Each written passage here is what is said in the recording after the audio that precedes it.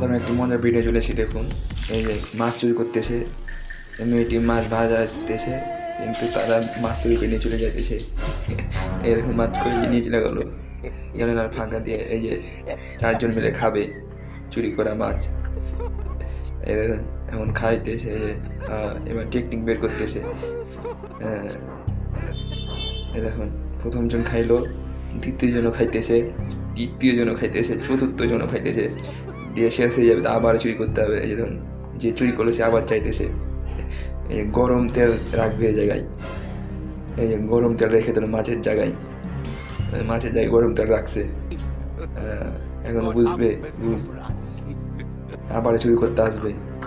তাদের লোভ সামলাতে পারে না, আবার চুরি করবে। আবার চুরি করতে হবে। গেল, আবার চুরি করবে।